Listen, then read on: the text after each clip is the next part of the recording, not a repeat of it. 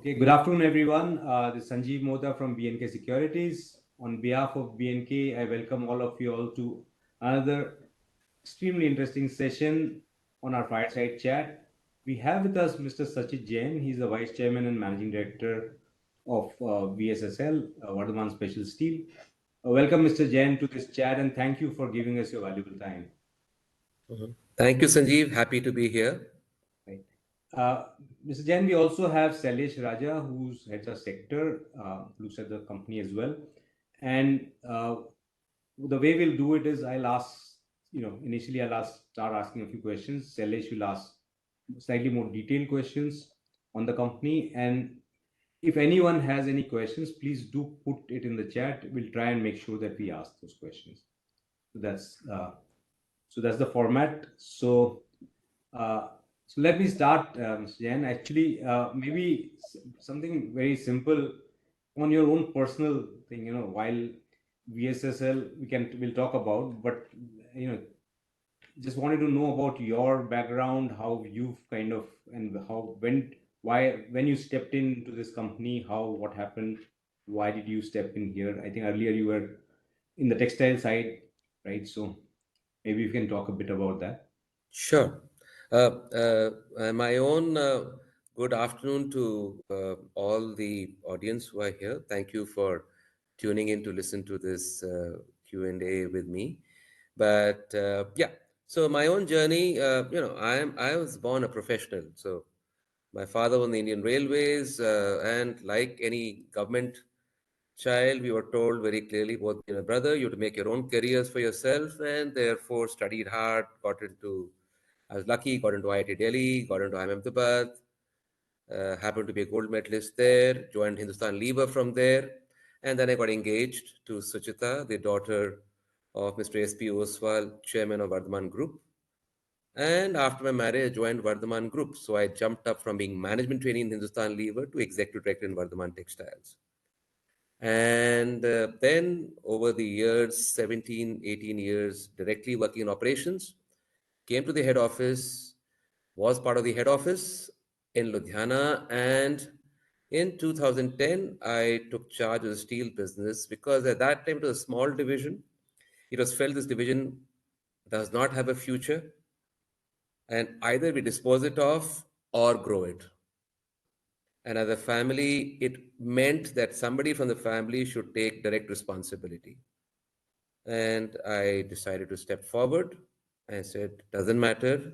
One thing I negotiated with Mr. Oswal, that I get complete independence. I said only then. Otherwise, I have to keep checking back with you, and then then there's it's not a starter. Right. So he was very kind enough to give me complete independence, of course, subject to a board. And we, right from the beginning, I've had visions of making this company into a world-class company. So everything we put in the structure, though the belief was this business could not survive, I put in a structure right from the beginning, which was of a world-class company. So starting with a top-class board, I was very lucky to get absolute rock stars to join my board. I thank each one of them. The second was we had KPMG as auditors right from the beginning. We were a very small company. Market cap when we listed was 30 crores.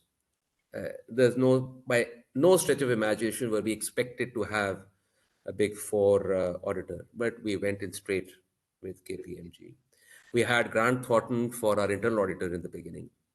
We did all the things from corporate governance point of view, which investors would like, because that was our ambition right from the beginning that we would do that. I set a vision, 5-step vision, that we'll be a world-class company and India's #1 company in our sector, which is special steels. Second, we will grow. So there was a mentality out here, this business was a surviving business, somehow to survive. And I said, we'll change it to a growth mentality. For that, we needed to invest. We said we'd put up a new rolling mill. The third part was we will change the culture of the organization. And the fourth part was we have to export. If you want to be a world-class company, you cannot be supplying only in India. And it was a crazy thought. Sitting somewhere in Punjab, you're expected, you're not even viable in India, and you said we'll export. But I said we will export. And fifth, we said, you want to be a world-class company, we need a world-class partner to help us get there, and preferably a Japanese. So these were the five-step plan I set up in 2010 when I took charge of the business. At that time, we were 50,000 tons of production and sales, and 250 crores of sales, and declining. So that's where we were. Right. That's great. I think that's a great, stepping point to our conversation. And, for everybody, I must say that your annual reports are great. And, even your presentation is really amazing. So, if anybody wants to analyze the company, actually, pretty much all the information is there to look at, even your plans. So, that is really great. But, it's still great to hear from you in person on these things. So, we'll talk about that. But so one thing just on your management style, so of course you are a strategic person, as you had this vision, but how hands-on are you on in management or? So, one, I look at our shareholders as our partners, Right. and which is why you mentioned about the annual report. Yeah. The annual report reflects that because I write my letter to the shareholders myself.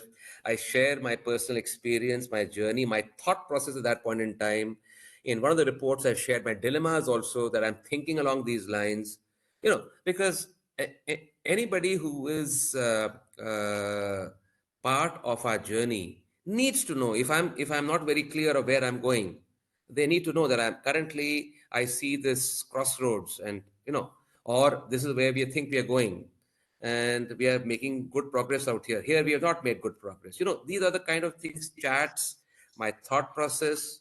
Those are things that I believe our shareholders should know. Only then uh, do they become part of our organization's growth. And yes, sometimes we'll be successful, and sometimes we may not be that successful. On the long run, I think we are on the right growth path. So that is one part. Second, regarding my management style, so rightly as you mentioned, I am strategic. I am visible. So I'm accessible, I'm visible, I'm more motivational. I give directions. I am not too hands on. So I'll be involved in things, allow people to take decisions, and guide them in how to take decisions. Of course, the key strategic decisions, for example, Aichi, choosing Aichi and going after Aichi, that was clearly my area. Right. That or productivity can be raised in this company. I have come across this book, and if any of you listening in are fond of reading management books, please read the book The Goal, Eliyahu Goldratt. Now, that book has influenced my thinking a lot. And I use the theory of constraints in the book, The Goal, in helping debottleneck this plant and figuring out how to take out more throughput from this plant.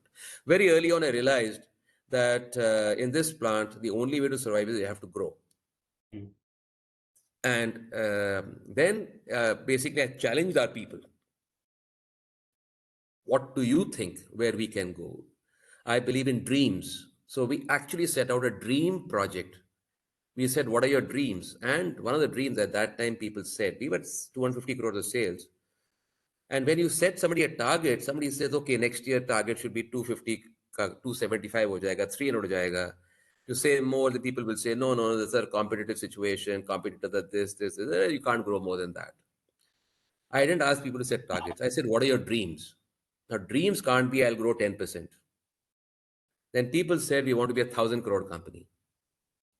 Now, for a company with 250 crores and declining sales, and suddenly people say, our dream is to be 1,000 crore company. I said, wow, okay, good. Now give me a plan. How can we be 1,000 crore company? Mathematically, how much steel you have to produce? There's 160,000 tons of steel. So how can we produce 160,000 tons? Give me a plan. So people gave me a plan. I said, okay, let's go and execute this plan. So this was done by my people. That 1,000 crore vision was drafted by them. Right. 200,000 tons later can be made. One of our senior vice president, he said, sir, we can make 200,000 tons of steel in this plant. Today, our target is 240,000 tons. Again, my current senior vice president, he came up with the idea, sir, we can make 240. I said, wow, great.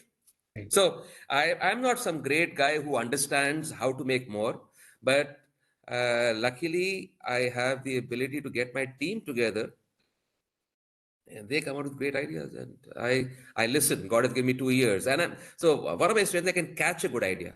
Right. When somebody gives me a good idea, I catch it, and I said, okay, let's go after this.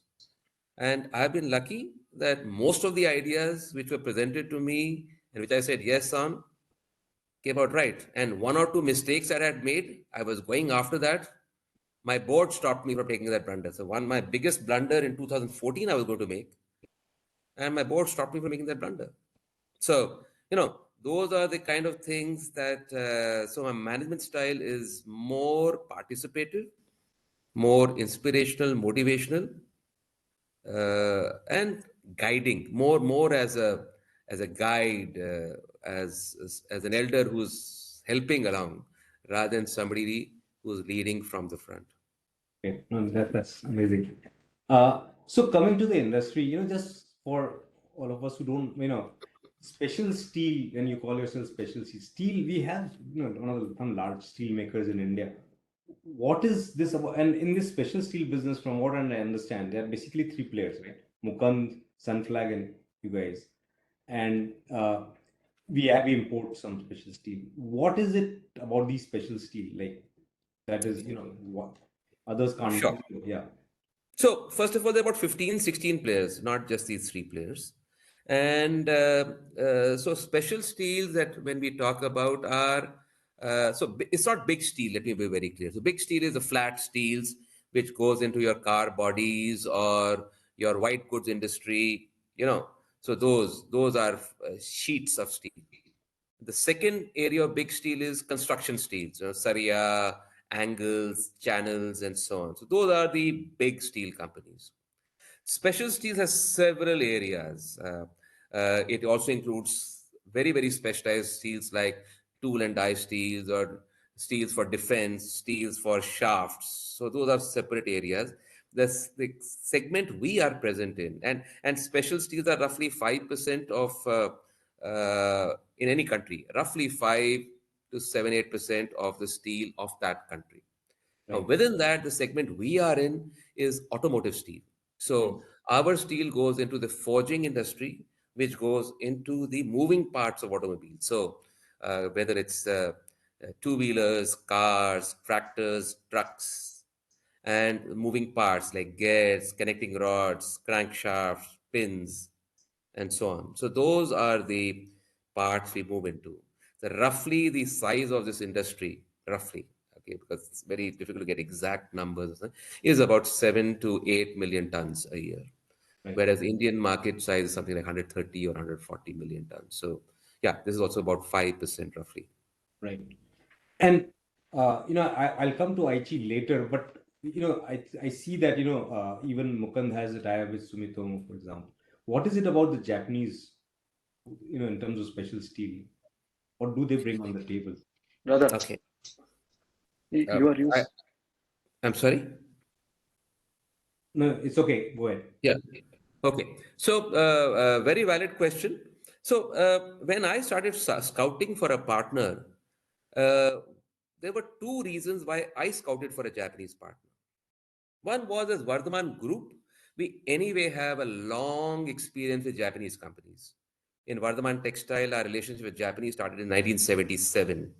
Our first joint venture or technical agreement discussions in Vardhman Textile started in the 80s. We failed in that area, but the talk started then.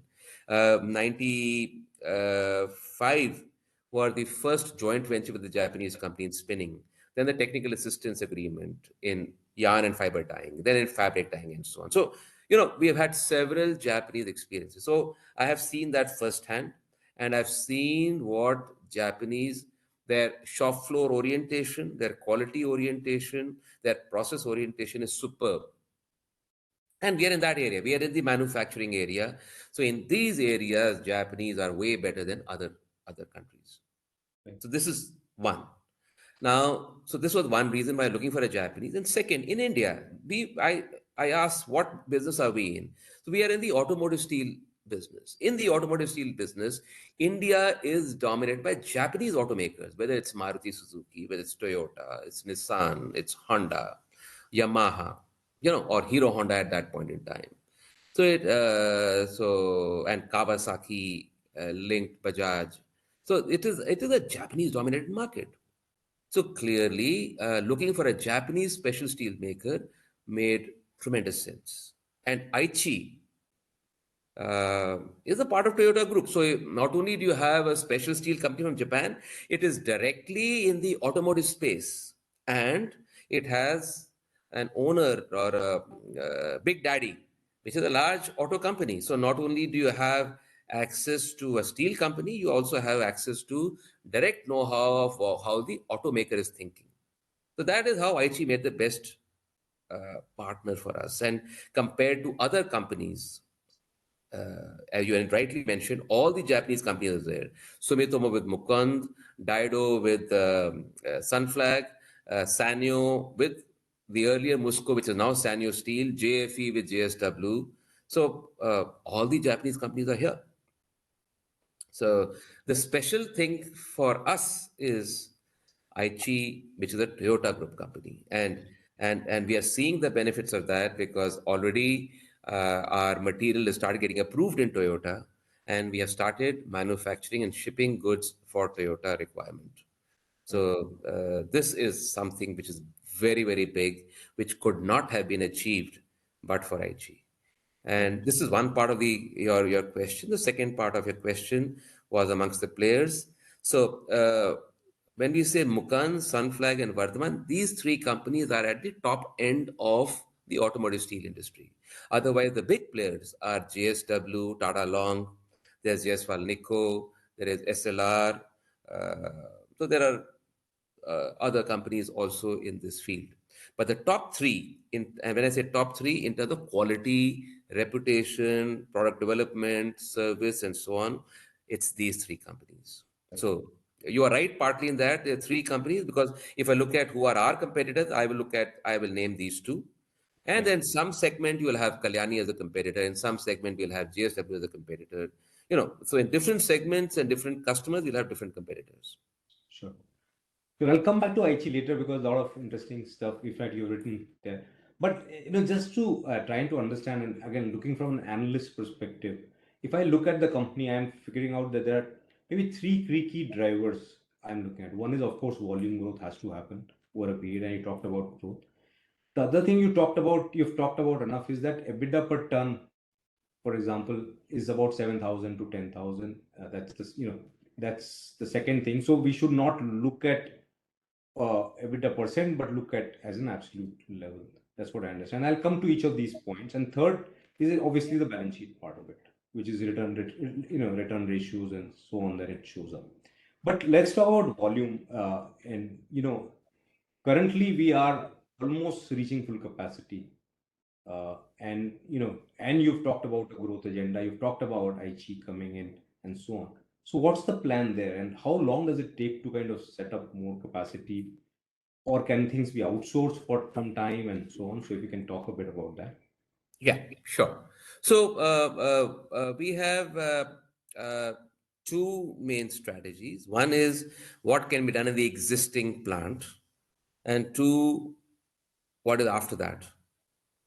So in the existing plant, this year we should be selling between 195 and 200,000 tons this year. And we have already expanded our capacity.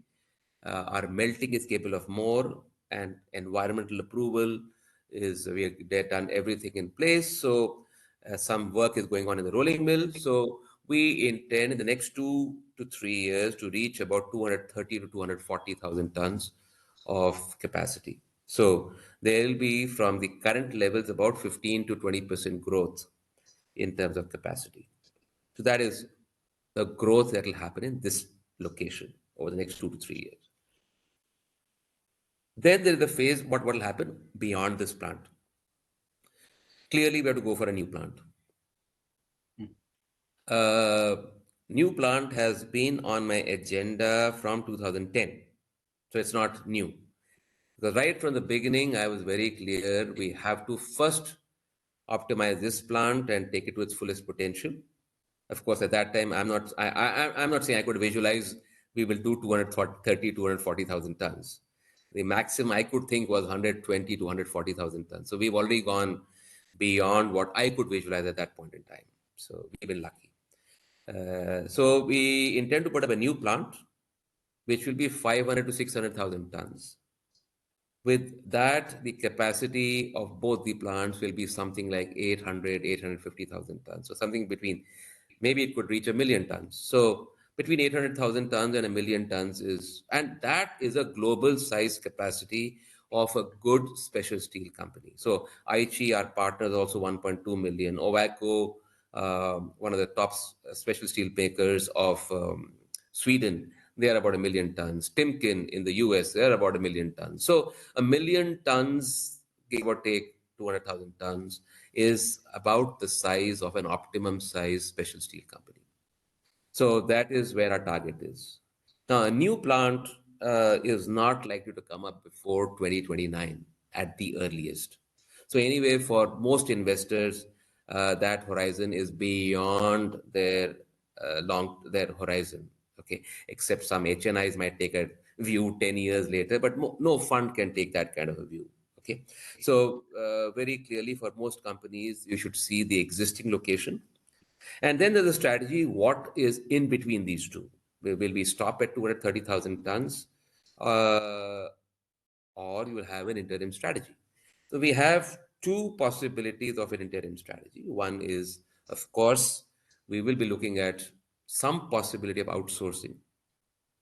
Already some trials have begun, and I'm reasonably confident we will be able to begin some outsourcing and develop a growth market in that. But of course, in an outsourced model, if the steel is coming from outside, or the melting, rolling is outside, or one of them is outside, one of them is inside, margins anyway will be lower. So you will not have the same kind of margins as we have on the existing business. Plus, there's an approval issue. For many customers, there is an approval, and outsourced model cannot be done for the approval business, or with some cases with permission of the OE, it can be done. So there will be limitations of this model. The second possibility is of an acquisition. Again, since this is a small industry, there are not too many players available, so the number of targets are very limited. But yes, if we get a possible opportunity, I think there could be an opportunity. We'll be examining that also as an interim, but clearly as an interim strategy, Right. as a stopgap kind of a thing. So yes, we would be open to such an opportunity if it comes. Sure. And but within this 200,000 or 230,000 that you're talking about, we've actually so far talked about a 7,000 to 10,000 EBITDA, per ton margin, or EBITDA, 7,000 to 10,000 ton. But is it possible? And I think in your latest, presentation, you've talked about higher value addition. On even this quarter, for example, we did more than 10,000. But so I'm just trying to figure out that, in the interim, let's say once we reach is it possible to move up the value chain, do more value added, and hence I increase the think so. EBITDA per ton? I think so. So I have already said that publicly, that in the next 2 to 3 years, then we hope to up this range from the current 7 to 10 to about 10 to 12. Right. But I am not ready to state that as yet. And we have some things in the pipeline. Once those things become successful, and once we see more clarity out there, I'm sure we'll be able to say that. But I can only say that is an aspirational thing at this point. And for any purpose of valuing our company or so on, please look at our guidance, which is 7 to 10. So if it's a number is above beyond 10, those are some abnormal. We got lucky, or for example, we've had some past incentive coming in, which is going to have an impact on that particular quarter. Right. So it's not a sustainable thing. So, but on a sustainable basis, I do expect that 7 to 10 for now. And then once we are able to hit our capacity numbers, for both reasons. One, with capacity number reasons, your cost per ton Sure. comes down.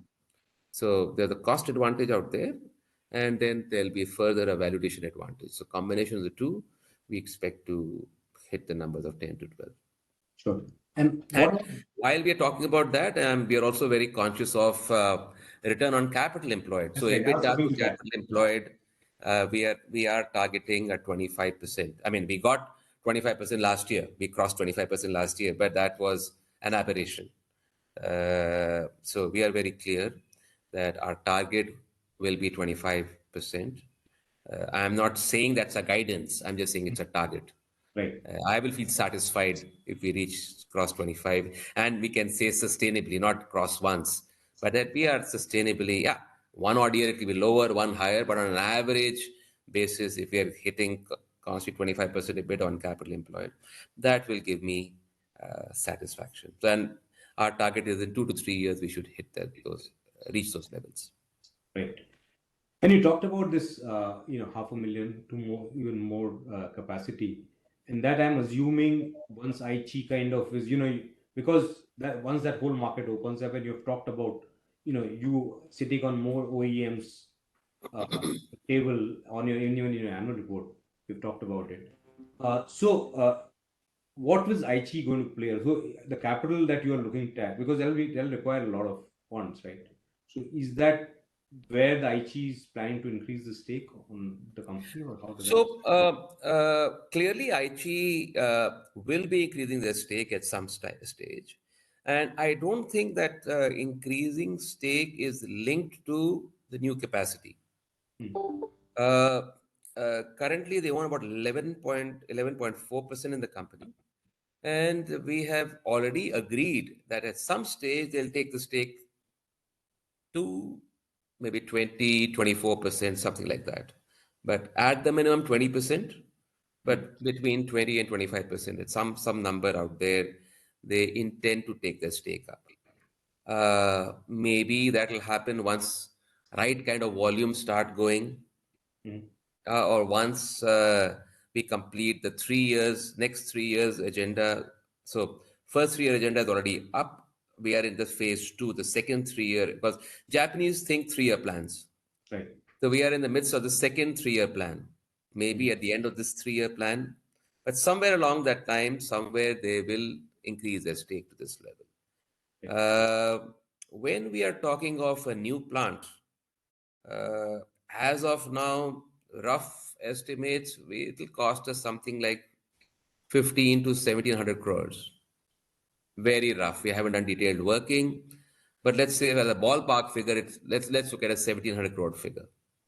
So to get that kind of capital, one, Vardhman Special Steels itself is very low debt. Hmm. Right. So with zero point 0.3, less than 0.3 net debt equity. And in the next 3 to 5 years, the debt levels keep coming down despite the expansion, saying accumulated reserves. So there is debt raising capacity within Vardhman Steel. With this capital raising, we will get more. And then if we require more capital, we are lucky. Vardhman Group is cash rich. There's enough cash available. Right. So we have a parent that is backing us. We have Aichi, which wants to increase their stake further. They might want to increase their stake further. So, but anyway, they will maintain their stake at the very least.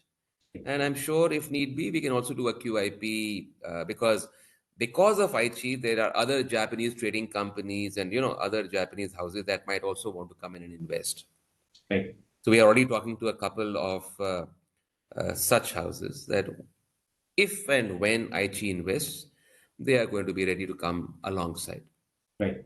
So I don't see capital availability as a major problem for putting up this plant. Right. And then I think that's great. So, actually, dwelling a bit more on Aichi, and you've talked, at bits and pieces about what they bring on table. But if you were to kind of put it all together, and also, one is the capital part, one is the volume in terms of new markets. But even this 7,000 to 10,000 EBITDA per ton that you're saying, I'll be surprised if Aichi coming in does not increase that. You talked about 10 to 12, but the fact that Aichi coming in, don't you think that itself should add something because of what, the kind of stuff that they do? See, those things will unfold, but let me tell you what all Aichi brings to Right. us. Very clearly, uh, their coming in has given us such a strong endorsement and doors that open for us amongst Japanese OEs is phenomenal. So one is directly the business that they will source for us. Two is other companies, knowing that Aichi is there, are willing to substitute other Japanese suppliers and shift that business to us. So that those kind of opportunities very clearly are there. But in the plant, the approach of Japanese towards safety, that Aichi's, we have learned from them the Aichi way of safety. There has been a massive change in our culture. We were already a much safer company because steel, please understand, is called the 3D industry: dirty, difficult, dangerous. And within that, if we are able to build a very safe culture, it gives tremendous motivation to our employees. So that is one.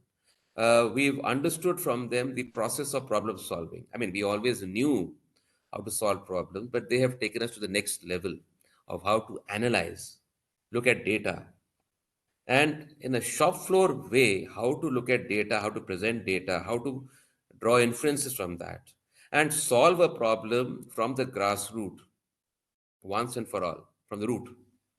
So those things, so see, because we have the entire Toyota management system and Toyota way, we have access to all that. So it's a whole management school available to us.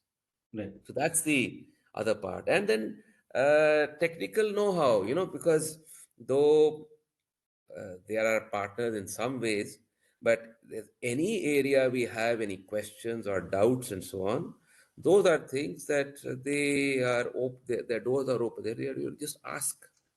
Right. But yes, they are very rigorous. So our people are also learning rigor, how to put things on paper way better than what we were used to. So there are so many things that you learn subconsciously, also some directly and some subconsciously. Right. And the people just now for the first time because of COVID, we could not really send our people to the plant. But just now, the first set of 5 people went to the plant and spent a week there and came back. They are so highly motivated. The discipline that they see, the whole change when you see that things up front by your own eyes, then your mind's open. And we are seeing that happening just by the first 5 people who have gone, and soon we'll be spending more, including workers and so on. So I think with them, and the beauty that is our thought process, long-term thought process, totally aligned. Hmm. Right. So to find a partner whose processes are aligned with yours is very difficult. I mean, between two brothers, you don't get that kind of alignment. Right. Hmm.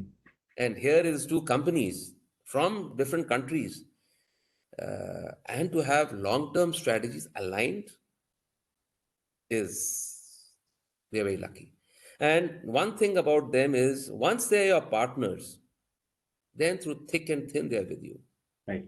So in COVID, let me give you an example out here.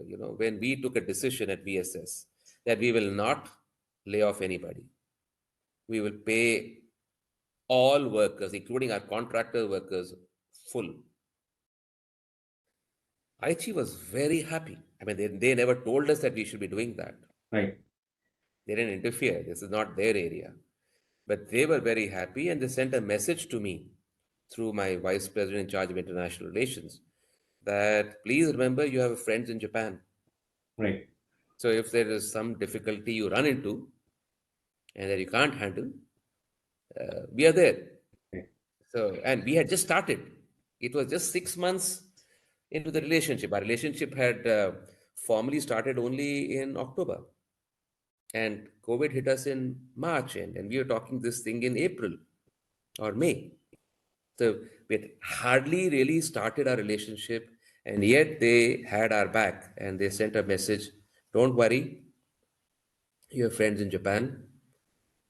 If you need any help, we are there.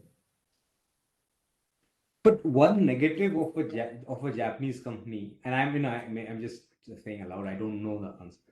They have not the Japanese car companies haven't been on the edge on the EV side. They have kind of been hybrid or whatever. They've been a bit late in the game, compared to, let's say, Chinese companies or, of course, US and so on. Is that a handicap, or not really? So, see, you are seeing things from today, Sanjeev. Yeah. Today, EV seems to be the hype. Will it be the hype 10 years later? I don't know. Right. There are enough studies which are coming in that really, for the overall environmental impact, Hmm. really is EV the solution with the current battery technology. Okay. Sure. So, and studies have very clearly shown that plug-in hybrids is a real solution with the current available technology. Hmm. Yeah, once technologies change, tomorrow it could be hydrogen cars, it could be EVs, if the battery technology changes totally. Where is the lithium going to come for all the batteries if all cars move on to EVs? And there's so many questions. I mean, we had a situation recently that even Switzerland, they had to stop EVs because the grid failed. And this is Switzerland. Now, let's look at India. We are looking at India, okay? I'm not talking about the other countries. In India, do we really see electricity being in such abundant supply that anyone can just plug in and depend on this thing across? Yes, two-wheelers, which is scooters, will clearly shift to EVs, clearly. Fleet vehicles will clearly shift to EVs. Maybe buses, city buses and so on. Others, I think, will take more time. But again, who knows? The good part about Aichi and Toyota, that Toyota has the ability, they have the technology for hydrogen cars, they have the technology for EVs also. And once they decide, the past has shown the Japanese ability to leapfrog and get ahead is strong. So I would not, I would place my bet any day on a Toyota Right.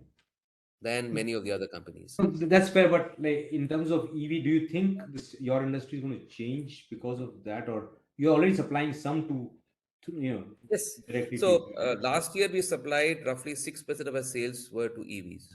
Right. So we are very clearly even prepared. I mean, Aichi is prepared for EVs and we are prepared for EVs.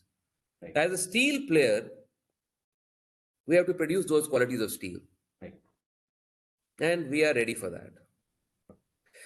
What will happen is in EVs, which is a clear battery plug-in EVs. Okay, let me, because hybrid EVs also could be there. So, but the battery plug-in battery EVs, their consumption of steel is lower by about 30 to 40% depending on the designs and so on. Right. So yes, consumption of steel is lower, but the market is going to be way bigger by then, and therefore there is going to be still large steel consumption. Right. So as a steel player, yeah, if I was a forging, I mean, if I was a part producer, Right. then perhaps there's a bigger cause of concern. Can we swivel in time? Can we pivot in time? And can we reshape our product lines? Because production lines are very focused and specific in many areas of auto parts making. Perhaps there. But as a steel maker, I don't think we have that much of a problem. Plus, the second steel plant that we're making will be making far more, shall we say, flexible to cater to various kinds of steel also, that we will not be dependent on a particular kind of steel. Right. This plant, we don't have that flexibility, but this is too small. Hmm. The new plant will be with far more flexibility. As a steel player, we will have that flexibility to pivot to shift our product mix to newer lines. Sure. So I'll hand it over to Sailesh, Sajid, for the rest of the questions. Sailesh, over to you. Yeah, thank you, sir. Sir, my first question is, if you see in FY 24, you are targeting 2.1 lakh tons of rolling sales.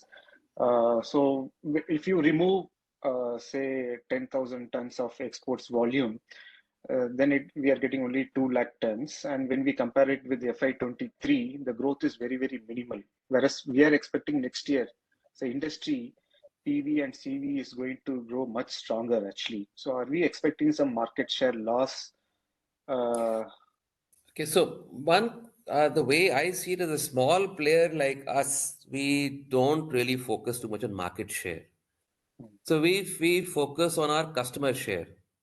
So the key customer that we're dealing with, we are not going to lose our share in any of those customers. But yes, we want to consolidate our business because as we increase our production for Toyota, we want to make sure that the systems run smoothly. So we are not pushing, we are not pressing the accelerator on sales. So it is very, very important to get the Toyota lines because once the Toyota lines start fully and their dependence on us starts, which will happen in a year's time, so we have to demonstrate absolute reliability of our systems to them. So I would put this as a year of consolidation. We've been growing rapidly. okay.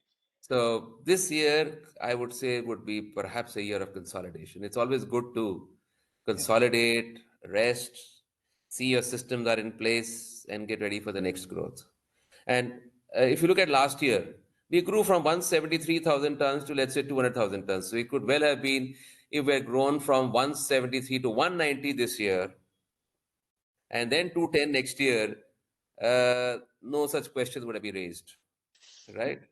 So, so we don't do it that way. We see what we are getting, we'll take it, and this year we'll see. This is our plan as of today. If tomorrow we feel that we have been able to consolidate the production systems, supply chains are going through smoothly, and then we remove the brakes. Sir, how many outsourcing partners we have identified so far? Uh, Those are all internal stories, so where we will not be sharing those things. But there are okay. a few. Okay.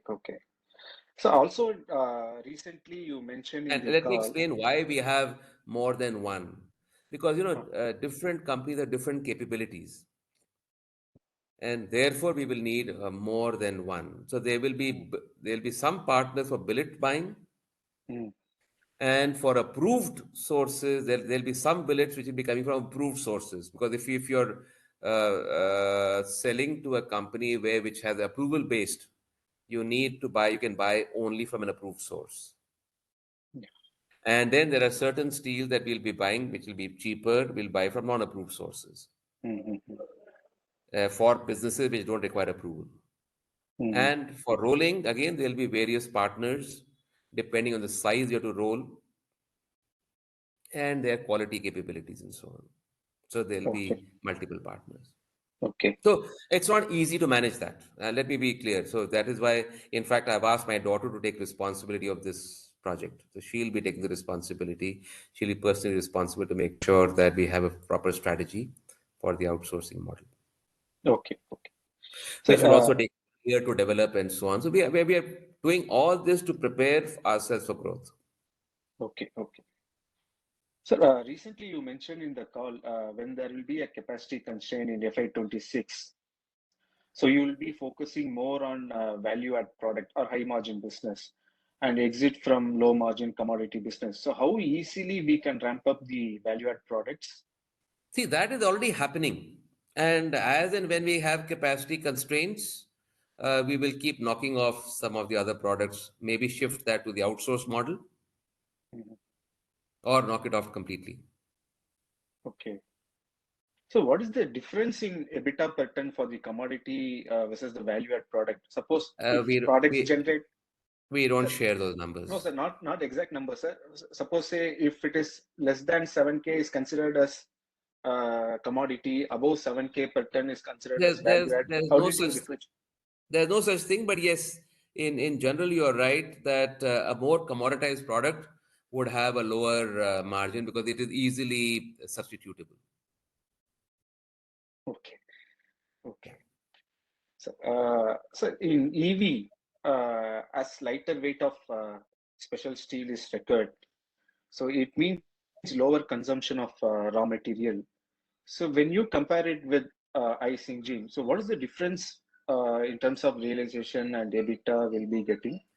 Again, we don't monitor that separately, but as I said earlier, that about 30 to 40% per vehicle, the consumption would be lower. Okay, So, okay. to just give you some numbers or the estimates uh, Mhm, there are different estimates of 2030, mhm, but one of the estimates is we will do about 8 million vehicles, cars by mhm, 2030. I'm just saying that's one mhm, of the estimates. I'm not mhm, saying that is our forecast. And the estimates of EVs at that time in new vehicle sales vary between 15% and 30%, depending on various people that we've talked to and studies that we've got commissioned. So between 15 and 30%. Assuming it's 30%, then still 70% of the vehicles will be non-EVs. So 8 million and 70 is still 5.6 million vehicles from the current three and a half cars, 3.5 million. So still it's a substantial growth. Plus, there'll be steel in the EVs. So as a steel supplier, there is enough market, mhm. Okay, at least till 2030. Beyond 2030, I don't know. okay. So currently, what is the size of the bright bar for the industry and what is our market share? Our I capacity is don't 48K. we don't Uh, we don't look at these figures because we just look at our business. Because this is partly unorganized sector also. There are smaller bright bar locations also. There are bigger players and so on. So our capacity is about 60,000 tons per year. okay. No, in the Yeah, presentation, you have put 48,000. yeah, it'll become 60,000 soon. Okay, okay. Great, sir. So, Aichi Steel new president and chairman is expected to visit India for the 50th year of our steel business in Correct. the month of April. So, what are the key discussion you will be having with them? Will the discussion will be limited to greenfield and about the No, funding, or no, you'll the be discussing on discussion the forward integration also, sir? Like discussions will having. be limited to congratulations, feel good, plant visit, celebration. See, please understand with Japanese, no strategic discussions happen at top management. All the strategic discussions happen at lower levels. So when Okay. the top managements come and meet, there are no strategic discussions. It is more a formal meeting and a general get to know each other, those kind of meetings. So the strategic part happens behind the Okay. scenes. When will you discuss on this forward integration, sir? Forging thing, when you will We be we are constantly discussing, discussing? and their people are already visiting various forging companies, so they are building their own plan. And you see, the beauty of the Japanese is their study is very thorough. Directionally, we have said we will get into that area at this point in time, but I've always said for any valuation of our company, looking at a company, don't look at these. These are all futuristic things. The new plant Okay. is also a futuristic thing. Forging plant is also a futuristic thing. By 2030, will we have a forging business in place? I think we will have. Now, when Okay. between now and 2030 will that forging business start? I can't say. By Okay. 2030, will we have a new steel plant? I think we will have a new steel plant. When between now and 2030 will that new plant happen? Difficult to say, but it certainly not before 28 Okay. Okay. Okay. for the new steel plant, and forging business certainly not before 25. It's after that. So the first focus just now is getting our production for the Toyota system up to about 30,000 ton, which is the first target. That is the first target, and for that to run smoothly, day in, day out, and reach Aichi Forge plants in Thailand, in Philippines, in Indonesia, and from there the product made and supplied to Toyota, and confidence in the entire system that we can be a good supplier. That is number one target at this point in time. Okay. Okay. So the Mukund Sumitomo JV company, they have improved their financials significantly last year, and their EBITDA per ton is higher than us. So what changes have Sumitomo have brought in their Again, company? I don't look at other companies. I look at only my company. Okay, okay, My sir. apologies. No issues, sir. Sir, for exploring any acquisition, what is the ideal payback period you'll be expecting from See, the new projects? I please understand any acquisition that we look for is only a stopgap arrangement. So it is more for capacity reasons and market share to answer your question, to get volume reasons, not market share really. Because when you're too small, market share has got no meaning. I mean, in a market which is roughly 7 million tons or 8 million, 6 to 7 million tons at 200,000 tons, our market share is minuscule. So at Mm, those levels, you don't look at market share. You just focus on volumes. mm, Any acquisition we look at is more for volume reasons. Payback is not the criteria. okay. Sir, when you took over this company in 2010, so what are the pain areas you identified in the shop floor, and what steps you have So, taken to improve the efficiencies? And also, so AG, after AG come in, more you have improved your EBITDA per ton actually. So can you please explain in detail what you have done? okay, sure. So very clearly, when I came in, I found the good things were that we had good systems, production systems, good quality, good reputation amongst customers, and good approvals. Okay, so these are the strengths that we had, and a reasonably good culture also in the plant. What was missing was good maintenance systems. We had outdated equipment. So I had to make in a lot of capital equipment investment, even in basic engineering items. So electrical systems, transformers, breakers, stuff like that. You don't even expect. I saw equipment that was outdated and rejected in our textile plants in the year 2000. Even those equipment were still around in 2010, 2012. So we put in a lot of effort in removing that, replacing that. Maintenance systems were, so it was breakdown maintenance, not preventive maintenance. So a lot of breakdowns were happening. Productivity orientation wasn't there because no push on sales. So we were making at that time 8 heats per day in our melting. Today we are making between 18 and 20 heats per day. The size of the heat is bigger. Then rolling, we had a totally outdated rolling mill. I had to put in a new rolling mill to change that. The environment inside the plant was terrible. A lot of dust because we didn't have the right fume extraction system. So we invested 14 crore rupees just to improve the environment in the plant. In 2014, we were losing money. So we worked on the internal environment. We worked on uh, systems becoming better, more reliable electrical systems and all. Because you would lose production because the transformer something is down, or you lose production because switch gear is down. This is not something that you expect in a plant. So we worked on all those things.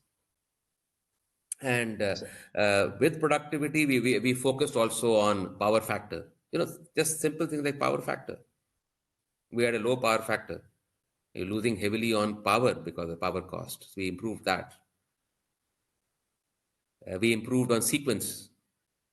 We were not having sequence heats. Sequence heats is when you cast two heats together, so your wastages come down, your yields go up. So we worked on all those areas. raw material mix also you have changed, sir. Could you please talk Yes, about that? that is a more recent thing. In about just before COVID, we changed it in November. So we used to earlier be very heavily sponge iron, 35% sponge iron when I came to this plant, and imported shredded scrap.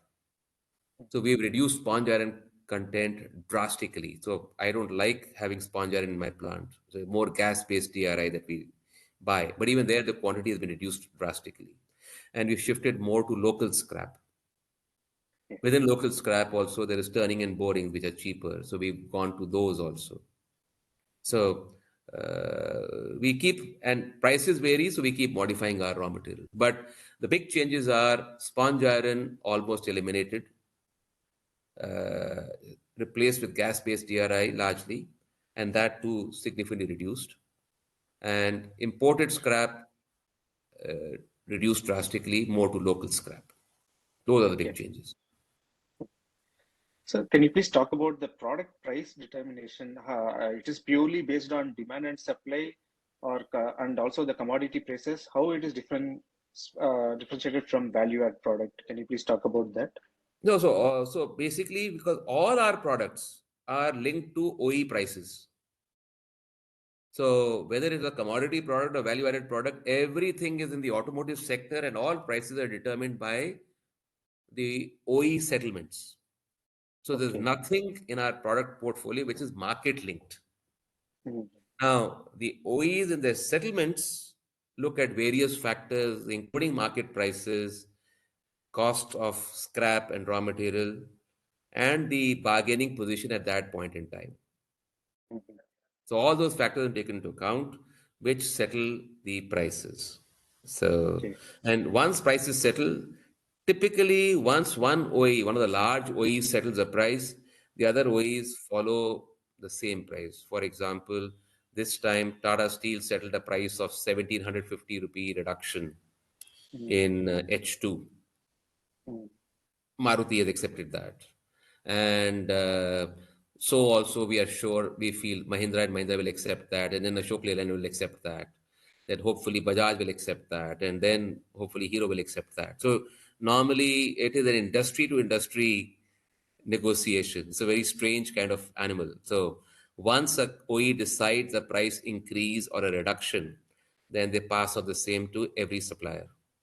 And once one OE does that, the other OEs also settle very near that figure, sometimes the same figure. Okay. Okay.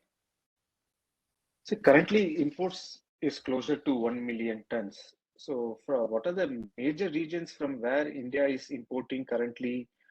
And we are So, also planning to bring more import substitute product with the help of Aichi Steel. So out of this 1 million ton of import, so how so much 1 million Vardhman ton could? will include many products, but largely the products that we would be looking to replace would be some steels that Maruti imports, and some steels that Hyundai imports. So in our segment, in our direct category, there isn't that much of imports. Okay, okay. Yeah, it's largely been localized already. In some cases, parts are imported. So yes, so once those parts get localized, then the Mhm. steel will also get localized. But the quantities are not too many. Okay. Is it less than 10K volumes Per month or per year? per year? No, it's more than that. Of course, more than 10,000 per ton. Yeah. Okay, So Maruti itself, I think, is 24,000 tons a year. okay. So one product. So Mhm. uh, there'll be a few other products, but it is uh, it's not too huge a volume, Hmm. but it's not tiny also. And these are some specialized products. Okay, okay. Yeah. So, we act as a tier two player actually, supply predominantly to the forging companies. So, any reasons Sometimes why we tier two, have? sometimes tier three, Uh-huh. sometimes So, tier three also. so, any reason why we have given names of OE as our customer in the presentation, sir? Yeah, because everything is decided by the OE. If the OE is the customer, they Yes, decide the sir. price. They evaluate the company. So the tier one does not have the flexibility in deciding. Mm-hmm. But in some cases, tier ones like GKN Mm-hmm. or Sona BLW, or Shriram Pistons, they have the flexibility to decide from whom they source. So in those cases, we say those are the customers. Or in some cases, like Meritor, which is a tier one, Yeah. decides from whom we buy. So, for example, our sales to GNA Axle are meant for Mm-hmm. Meritor. So Yeah. Meritor is the tier one, which is the real customer, Mm. and they are supplying their full system to whichever OE they are supplying to. So, so there are some cases where we are dealing directly with the OE. Mhm. In some cases, we are dealing with the tier ones. So, so our customers would be, and sometimes the sales could be to a tier one or sometimes to a tier two. So Jain Axle would be a tier two, Mm. Yeah. and we'll be tier three. And a tier one, Meritor is deciding that. I'm just giving you one Yes. example Yes. out Yes. of which. Yeah. Yeah. So, Yes. so that's why we will say somewhere Maruti is a customer. And it also gives you an idea if that is where our product is going. And basically everybody tracks how that OE is doing. So Mhm. it gives you an idea how our volumes will change in the future. So if you back the wrong OE, for example, Honda is much stronger in scooters and therefore will be a much bigger hit in the EVs. The motorcycle, still the EV threat is not so large as of now. And our product primarily goes into motorcycles. Okay. Okay. Let's, Yeah. Oh, thanks. let's kind Yeah. of. Thanks for answering my questions, sir. I hand over to Mr. Sanjeev, sir. So, Yeah. San- thanks so much. One last thing on your side, you mentioned about steel industry being dirty, and you used to 3Ds, and of course, that's one. While on the ESG scale, I won't question you on social and governance part at all. No, but I would like to talk on the E environment. part, Yes. yeah, I do want to hear about your environment to strategy. Okay. I'm glad it was on my agenda, but since that question didn't come, I didn't on my own raise that. Right. But clearly, environment is becoming an issue. Customers have started talking about it. Carbon footprint is an issue, and steel is one of the biggest generators of carbon. So here we have an advantage compared to our competitors. Our carbon footprint, so we measured it, and there's scope one, scope two, and scope three. So we look at scope one and scope two only at this point in time. And our scope one and scope two is about 0.9 tons of carbon per ton of steel. Whereas most of our competitors will be in the range of 2.75 to 3, maybe even beyond 3. So we are significantly lower than all our competitors. And we are putting in a plan in the next few years to drop from zero point 0.9 to 0.5 and then to 0.25. So there are certain government policies which come in the way. I'm working to get those government policies changed. Can you imagine it? Government is talking about we need to reduce our carbon footprint, and there are some government policies which prevent companies like us to do that. Right. So, and for us, the biggest area is to go in for renewable energy for our steel plant. Hmm. So, we have plans to go into renewable energy for our steel plant. Currently, Punjab government regulations don't allow it. We are working with the regulator to change those regulations, and we've been assured those will change. And then we are getting ready to get in renewable power, which will reduce our carbon footprint Right. further. So when you said So this 2.75, so who are you comparing yourself with? So our competitors are people like Sunflag, Mukand, Kalyani, JSW, Tata Long, all the other steel producers, Right. all produce steel from the blast furnace route. Right. All Right. Yeah. of our competitors. Mm. Right. So if they produce from the blast furnace route, blast furnace anyway have between 2.5 and 3. Right. And these are mini blast furnaces. They'll be more energy inefficient than the others, and therefore they would be the higher end of this range and maybe even higher than 3. I don't know. So we don't have those figures. But clearly they'll be at the higher end of that range. So and that is why, so this is the fact. I don't have any of their specific carbon footprint numbers, but for blast furnaces, the range is between 2.5 and 3. Sure. I think that's great. Sid, I guess we've run out of time also. Thank you so much for Let me taking just put time. in one more point in Yeah. this, Yeah. on this point, if I may, with your permission. No, please, we have time. I was just not. Okay.